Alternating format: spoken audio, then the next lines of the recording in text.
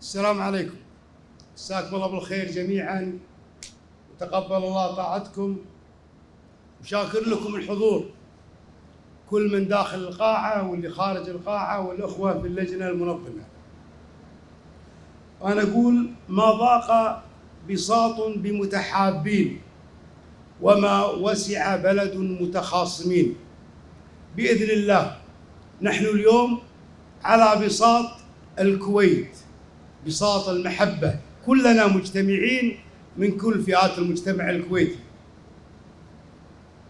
أنا اليوم المفروض كمرشح أتكلم عن برنامج الانتخابي اللي تحدثت عنه في السابق، وأتحدث عن همومكم اللي سمعتها لاحقا أثناء زيارتي لكم بالدواوين. كان مفروض أتحدث عن رداءة التعليم، لكن شلون أتكلم عن رداءة التعليم وعيالنا اليوم يتعلمون ويسمعون ما يفرق بين الكويتيين، بين مجنس وبالتأسيس. أنا اليوم مفروض أتكلم عن مشاكل الطرق والحفر في الطرق، لكن شلون أتكلم عن الحفر في الطرق والشوارع وهناك حفر توضع في وجه المواطنة؟ أنا اليوم مفروض أتكلم عن المشاكل الصحية في المستشفيات وغيرها، لكن شلون أتكلم عن رداءة الإدارة الصحية في الكويت والبلد مريض؟ أنا المفروض أتكلم اليوم عن المال العام وكيف نرشد المال العام، لكن شلون أتكلم عن هذا الموضوع والمواطنة قاعد تضرب؟ في كل هذه الأمور لا أستطيع أن أتجاوز المواطنة. سيدنا عمر لما قال، سيدنا أبو بكر لما قال لعمر: يا عمر، كل النوافل تسقط إذا لم تؤدى الفريضة. فأنا بالنسبة لي اليوم كل المواضيع نوافل والمواطنة هي الفريضة.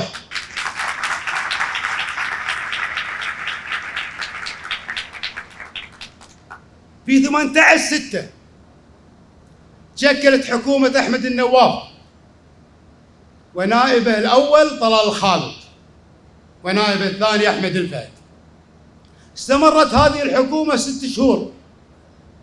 كان لنا ملاحظات عليها في وقتها، في العجز في إيضاح خطة عمل الحكومة، في العجز في الجهاز التنفيذي، في عدم الرد على أسئلة النواب. كان هناك ملاحظات قلناها بوقتها، لكن لله وللتاريخ هناك شهادة إن في ظل حكومة أحمد النواف لم نكن نخشى على المواطنة، لم نرى التفرقة بين الكويتيين، لم نرى هذه الأمور. كنا نرى أن هناك سلامة صدر وحسن نية اتجاه المواطنة. أما في ظل هذه الحكومة لا، نرى أن المواطنة مستقصدة بشكل مباشر.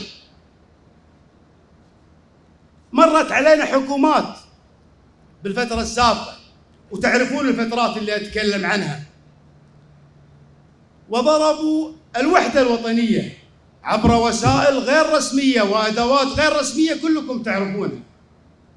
ولكن الحكومة في الفترة السابقة كانت تعلم أنها مهما أقدمت هذا الأمر أن هناك حدود لا يمكن تجاوزها. أما هذه الحكومة فقد تجاوزت كل الحدود.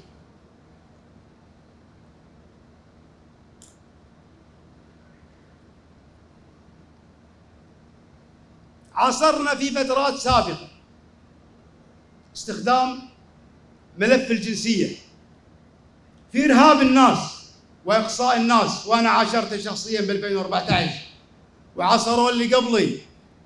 في فترة الثمانينات كان هذا الملف يستخدم للإقصاء السياسي، لكن اليوم مع هذه الحكومة تجاوز الأمر الإقصاء السياسي وقفز إلى الإقصاء المجتمعي، بيقصون الناس.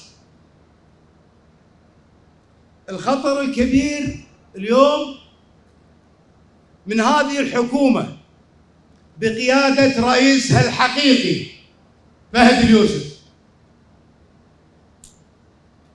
أول حكومة تعامل جزء من الشعب إنه مخبر، والجزء الآخر إنه جزء مشكوك في ولاءه، مشكوك في وطنيته، مشكوك في مواطنته. اليوم فرض علينا فهد اليوسف لأن إجراءاته كانت بشكل واضح وبشكل صريح أن يكون ردنا بشكل واضح وبشكل صريح، بدءا من موضوع سهل اللي حطوه في برنامج سهل، وصار حديث كل الدواوين. افتح برنامج سهل، انت بالتأسيس ولا بالتجنيس؟ لا انا ابوي متجنس قبلك. وصارت احاديث ماسخه تطعن في المواطنه، لكن الحكومه لما استشعرت ان هذه خطيئه قامت ورجعت عن هذا الموضوع والغت هذا الموضوع من برنامج سهل، لانها تعلم ان هناك شعب حي، شعب حر لا يقبل مثل هذه التصرفات الفجة. مرورا بموضوع 69 ضابط اللي امورهم كلها قانونيه، وقع لهم وزير سابق، وبعدين جاءونا قالوا هذا جنسيه اولى وثانيه وثالثه ورابعه بعد ما تخرجوا من الدوره. هذا الظلم اللي يفترض كل مواطن حر شريف لا يقبل بهذا الظلم. انتهاء بالوظائف القياديه، انت كويتي جنسيه اولى تمسك منصب، غير ذلك ما تمسك منصب، ما تصير ضابط، ما تدش وكيل نيابه، ما تمسك اي منصب قيادي في الدوله. وهذا الامر ما هو سهل. في معلومه غير رسميه منتشره ان عدد المواطنين اللي يحملون جنسيه اولى عددهم 200,000، وان المواطنين اللي ما يحملون جنسيه اولى عددهم 1,300,000. بمعنى هذه رساله واضحه من الحكومه ان يا المواطنين اللي عددكم 1,300,000 لن يكون لكم دور في المناصب القياديه وفي وكلاء النيابه وغيرها من وظائف. وهذه تفرقه مرفوضه لم تشهدها الكويت منذ التأسيس إلا في حكومة فهد اليوسف. حقيقة لو اجتهد المعلم ودرس عيالنا في المدرسة حب الوطن والدفاع عن الوطن، لو اجتهد إمام المسجد بتعليم أبنائنا القيم في حب الوطن، لو اجتهد الآباء في تربية أبنائهم في حب الوطن، كل هؤلاء لا الآباء ولا أئمة المساجد ولا المعلمين يستطيعون أن يواجهون ما تغرسه حكومة فهد اليوسف من استخدام ملف المواطنة. فهذا الأمر مرفوض ولن نسكت عنه.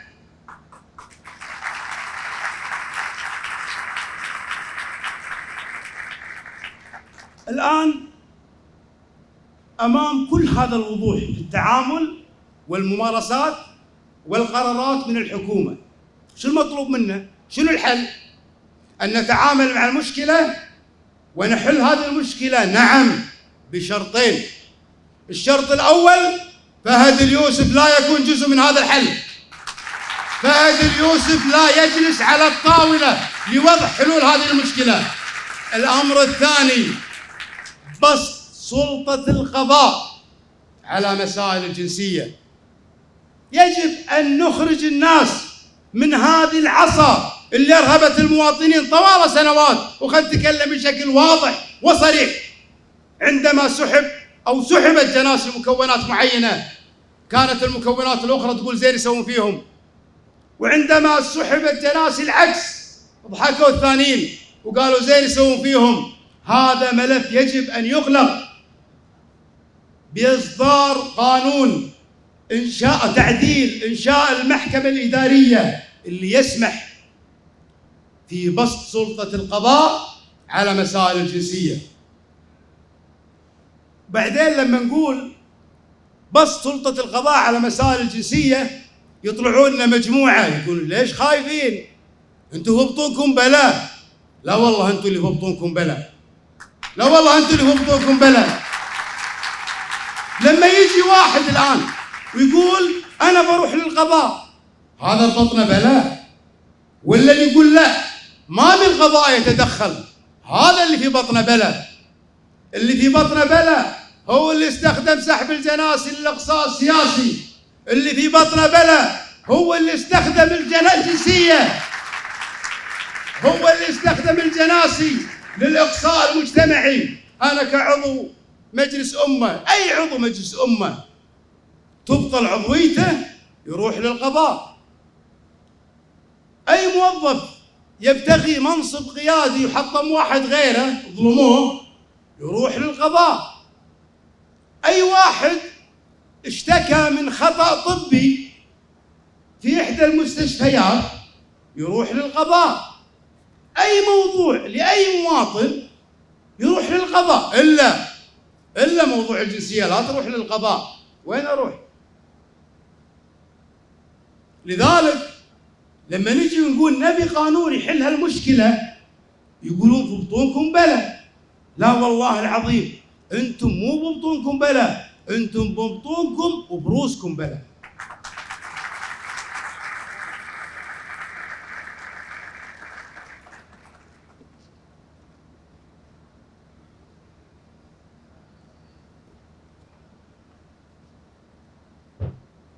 يا شيخ محمد صباح السالم، أنا لما قلت عن الحكومة إن رئيسها الحقيقي فهد اليوسف ترى ما سأترك ولا قللت من شانك. أنا أفعل هذا لو نسبت الحكومة إنك كنت رئيسها، لأن نعلم إنك من طينة أحمد وطلال وأحمد، ونعتقد إلى هذه اللحظة إنك أنت فيك خير وما تقبل هذه التفرقة، ما تقبل اللي قاعد يصير. لكن يا شيخ محمد في تاريخ الأوطان الشعوب لا يزعجها كلام الأشرار، بل يزعجها ويؤلمها صمت الأخيار.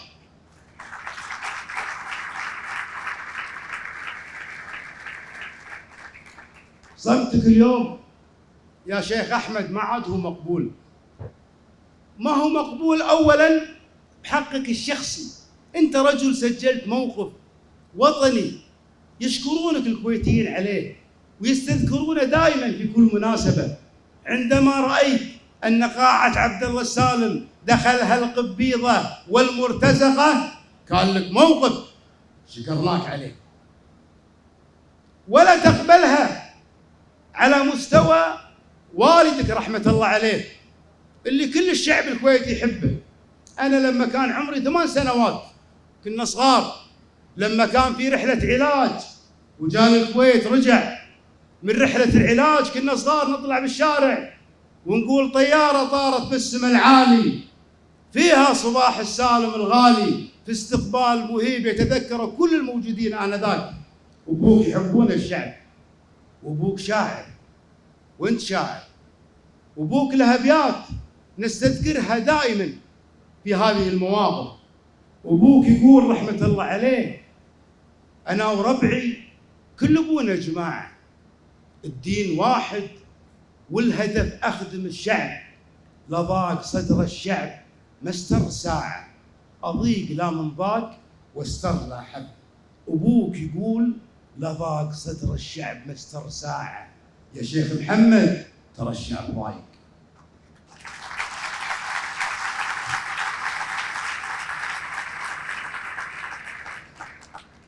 وننتقل للجانب العملي معك يا شيخ محمد. إذا تم إعادة تكليفك لتشكيل الحكومة القادمة،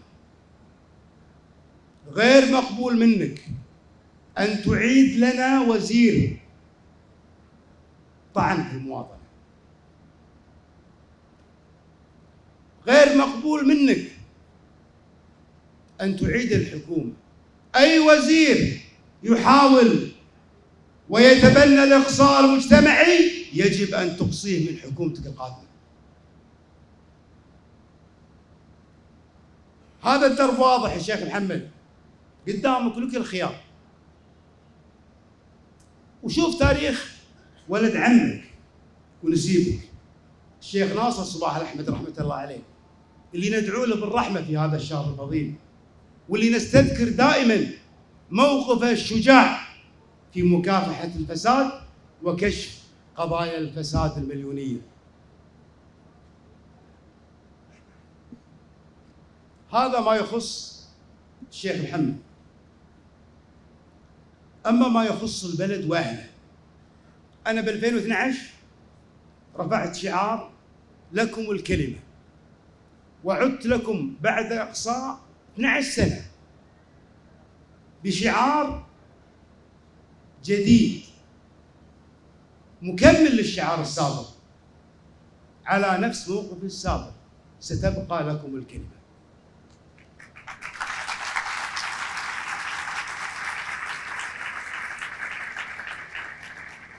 في عام 90 كانت لكم الكلمة، حررتم أرضكم.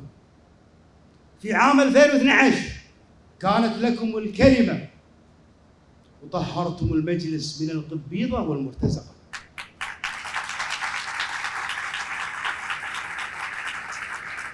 في عام 2017 كان لكم الكلمة في رفع الظلم عن المسحوبة جناسيهم.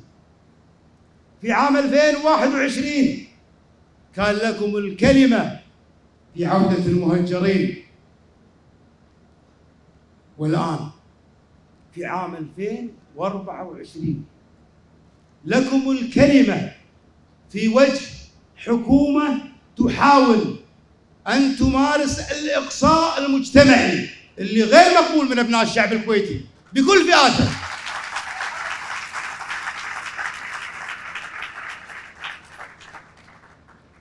في لقائي مع عبد الرحمن البداح، الإعلامي عبد الرحمن البداح، تحدثت عن مثلث إنساني، وقلت إذا الله وفقني راح أكون عضو في اللجنة التعليمية، وعضو في لجنة المعاقين، وعضو في لجنة العرائض والشكاوي، لأن هذه اللجان هي عبارة عن مثلث إنساني مرتبط بالطالب والمعاق والمظلوم، وهذا مثلث إنساني مهم. وفي اللقاء ما تكلمت عن مثلث ثاني أكشف لكم اليوم، وهو مثلث تشريعي. في حال بإذن الله وفقني الله سبحانه وتعالى في الانتخابات سأتبنى مثلث تشريعي. رأس هذا المثلث توحيد مواد الجنسية،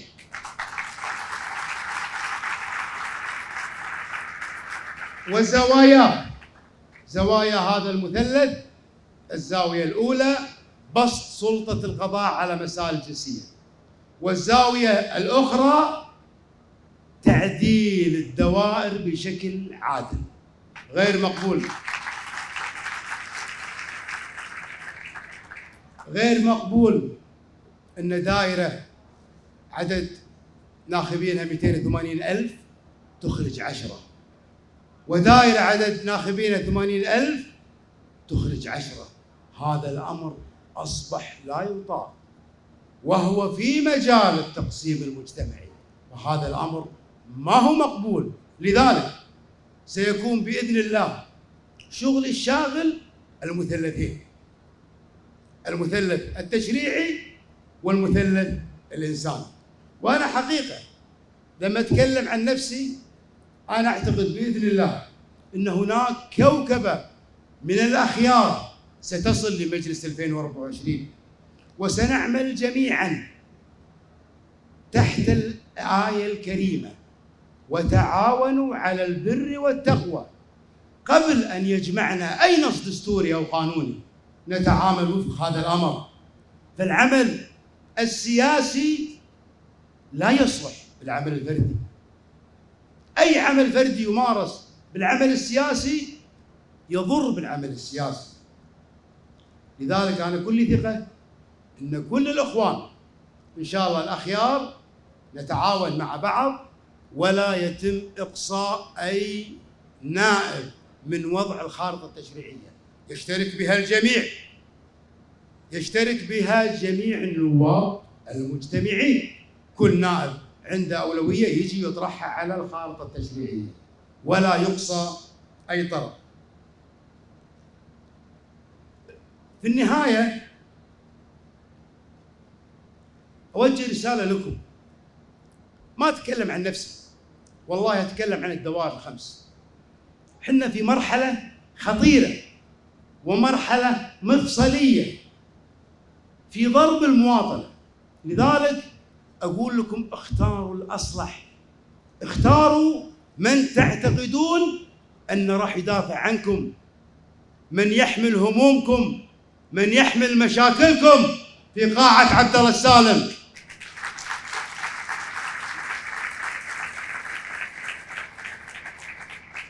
وانتهى عصر المجاملات. تجامل على شنو؟ تجامل على مصلحة منو؟ هذه الكويت واليوم المواطنة تضرب. أنتم أحرار فانتخبوا الأحرار. الحر لا دخل قاعة عبد الله السالم ما يقولون له روح نام ويروح ينام. الحر يتبنى قضاياكم ويدافع عن قضاياكم ولا يخشى في الله لومة لائم. ما هم بحنا اللي نطير عينه شيخ ولا وزير ولا تاجر. في السابق عرفتونا واليوم حنا ثابتين عليها. فيما يخصكم ندافع ندافع ندافع. ما حنا من الناس اللي تعرفونهم يقول للشيخ الفلاني اسكت ويسكت. ما حني من بالي من الناس، لا انا ولا ابوي قبلي اللي يقولون له اسكت شيخ ولا تاجر. انا اقدح من راسي، اقدح من راسي وادافع عنكم وعن حقوقكم.